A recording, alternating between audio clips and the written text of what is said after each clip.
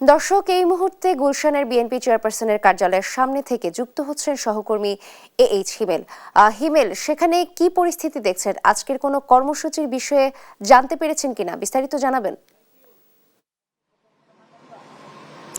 ধন্যবাদ আপনাকে। এই মুহূর্তে গুলশান যে বিএনপি কার্যালয় রয়েছে সেটির সামনে আমি অবস্থান করছি। আমরা সকাল থেকে কেন পর্যবেক্ষণ করছি, আমরা যেটি দেখছি যে এই গুলশান কার্যালয়ে বরাবরই আসলে বিএনপির নেতাকর্মীদের ভিড় থাকে, কিন্তু আজ সকাল থেকে কিন্তু এখন পর্যন্ত তেমন ভিড় আমরা দেখতে পাচ্ছি না। আপনি জানেন যে রাষ্ট্রীয় যে 3 দিনের শোক সেটা কিন্তু এখনো পালিত হচ্ছে, তবে এই বিএনপি যে গুলশান কার্যালয় সেখানে শোক যে স্বাক্ষর সেটি কিন্তু গতকালই শেষ হয়েছে।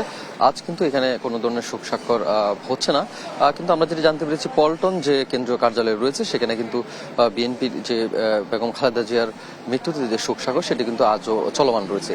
এখানে সকাল থেকে কোনো নেতাকর্মীদের না দেখা গেলেও আস্তে আস্তে অর্থাৎ বেলা সকাল 10টার পর থেকে কিন্তু আমরা দেখছি যে একটু কিছু নেতাকর্মী কিন্তু আসছে, আমরা সেটি কিন্তু দেখতে পাচ্ছি। এবং আপনি জানেন গত মঙ্গলবার বেগম খালেদার মৃত্যুতে আসলে রাজধানী সহ পুরো দেশ শোকে আচ্ছন্ন হয়। তারপর থেকে কিন্তু যে রাষ্ট্রীয়ভাবে শোক ঘোষণা করা হয় এবং সাথে কিন্তু একদিনের ছুটি ঘোষণা করা হয়। আমরা যেটি দেখেছি যে গতকাল রাত পর্যন্ত কিন্তু বিএনপির যে এই গুলশান কার্যালয় রয়েছে সেই কার্যালয়ে কিন্তু শোক স্বাক্ষর অর্থাৎ বেগম খালেদা জিয়ার মৃত্যুতে যে শোক স্বাক্ষর যেটি আয়োজন করা হয়েছে সেটি কিন্তু শেষ হয়েছে।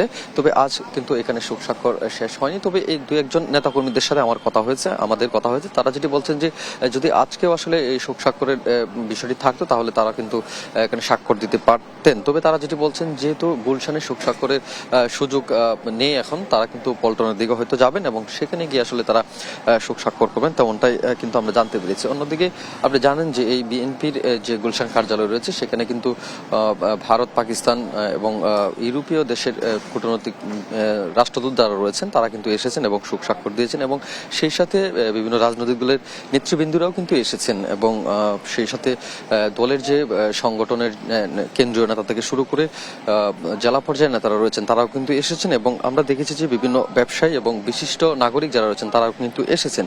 অন্যদিকে আমরা দেখছি যে বিএনপি গুলশান কার্যালয়কে ঘিরে কিন্তু আইন শৃঙ্খলা বাহিনী যথেষ্ট তৎপর রয়েছে এবং চতুর্পাশেই কিন্তু আইন শৃঙ্খলা বাহিনী মোতায়েন করা হয়েছে। যথারীতি এই যে পার্টিগুলো থাকে অর্থাৎ যে রাজনৈতিক যে দলগুলো থাকে সেই দলগুলো কার্যালয়ে একটি নিরাপত্তার বিষয় থাকে। তো বেগম খালেদা জিয়ার মৃত্যুর পর থেকে কিন্তু নিরাপত্তা জোরদার করা হয়েছে, আজও কিন্তু আসলে সেই নিরাপত্তা বজায় রয়েছে, আমরা সেটি কিন্তু দেখতে পাচ্ছি। অন্যদিকে নেতাকর্মীদের ভিড় কিন্তু আমরা তেমন দেখতে পাচ্ছি না, অর্থাৎ সকাল সকাল আসলে শীতের আবহাওয়াতে আসলে সকালবেলা নেতাকর্মীদের ভিড় কিন্তু আজকে অনেকটা কম লক্ষ্য করা যাচ্ছে। তবে পল্টনে যেহেতু শোক স্বাক্ষর চলছে সেখানে কিন্তু নেতাকর্মীদের একটি সমাগম থাকতে পারে, তেমনটাই কিন্তু আমরা জানতে পারছি। এখানকার গুলশানে যে কেন্দ্রীয় কার্যালয় রয়েছে সেই কার্যালয়ের যারা কর্মরত রয়েছেন তারা আমাদেরকে জানিয়েছেন যেহেতু পল্টনে শোক স্বাক্ষর হচ্ছে সেখানে আসলে নেতাকর্মী এবং বিশিষ্টজনেরা হয়তো স্বাক্ষর করতে পারেন।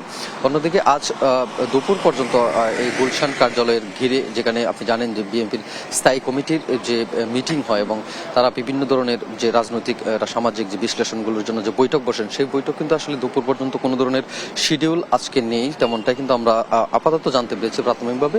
তবে দুপুর পরে হয়তো এখানকার নীতি নির্ধারক যারা রয়েছেন তারা হয়তো আসবেন এবং বৈঠক বসবেন এবং সাধারণত দুপুরের পরে বিকেল এবং সন্ধ্যার টাইমে কিন্তু এই বৈঠকগুলো সাধারণত অনুষ্ঠিত হয়ে থাকে।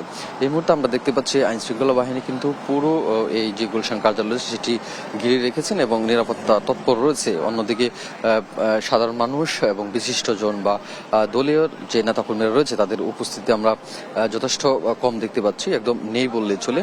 তবে এই যে আপনি জানেন যে গত মঙ্গলবার বেগম খালেদা জিয়ার মৃত্যুতে যে শোকে আচ্ছন্ন হয় পুরো বাংলাদেশ। আপনি জানেন যে যেহেতু নতুন বছর শুরু হয়েছে, নতুন বছর আসলে সবাই আনন্দ উন্মাদনার মধ্য দিয়ে কিন্তু স্বাগত জানানো হয়, কিন্তু বেগম খালেদা জিয়ার মৃত্যুতে কিন্তু রাজধানী সহ পুরো বাংলাদেশ পুরো দেশ কিন্তু আসলে শোকে আচ্ছন্ন হয়ে যায় এবং গত বুধবার বেগম খালেদা জিয়াকে সমাহিত করা হয়।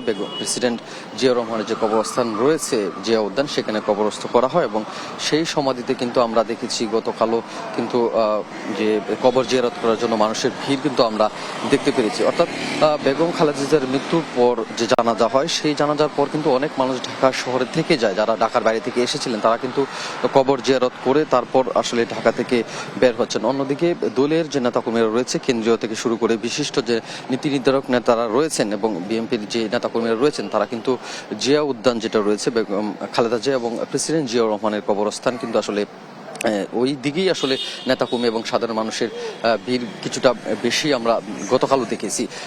তো সেটি ধারাবাহিকতায় আসলে যেহেতু বেগম খালেদা জিয়ার মৃত্যুতে জিয়া উদ্যানে কবরস্থ করা হয়েছে সেইখানে আসলে সাধারণ মানুষ এবং নেতাকর্মীদের উপস্থিতি কিন্তু বেশ রয়েছে।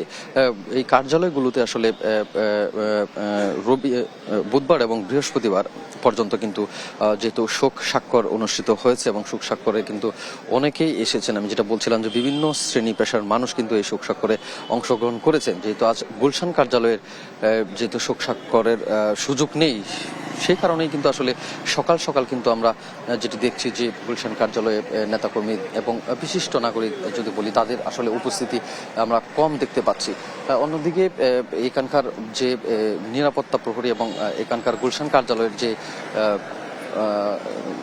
যারা দায়িত্বে রয়েছেন তারা যেটি বলছেন যে আজ যে শুক্রবার, আজ জুম্মার নামাজের বর্ত জোহরের যে নামাজ জুম্মার নামাজ জুম্মা বাদে কিন্তু এখানে নেতাকর্মীদের সমাগম দেখা যেতে পারে এবং আজ দুপুর পর্যন্ত আসলে কোনো ধরনের বৈঠক বা কোনো ধরনের মিটিংয়ের কিন্তু আশঙ্কা নেই। তবে দুপুর পর এবং বিকাল নাগাদ হয়তো দলের পক্ষ থেকে অথবা অন্য কোনো ইস্যুতে কিন্তু নেতারা আসতে পারেন এবং বৈঠক বসতে পারেন। সেই সাথে কিন্তু দলের নেতাকর্মী থেকে শুরু করে বিশিষ্টজনেরা হয়তো গুলশান কার্যালয়ে আসতে পারেন। গুলশান কার্যালয়ে এই মুহূর্তে কিন্তু নিরাপত্তা বাহিনী যারা রয়েছে, নিরাপত্তা কর্মী তারা কিন্তু তৎপর রয়েছে এবং তারা এই গুলশান কার্যালয়ের কিন্তু নিরাপত্তা জোরদার যেটি করা হয়েছে সেটি কিন্তু চলমান রয়েছে। অন্যদিকে নেতা কর্মীদের উপস্থিতি আমরা কিন্তু কম দেখতে পাচ্ছি।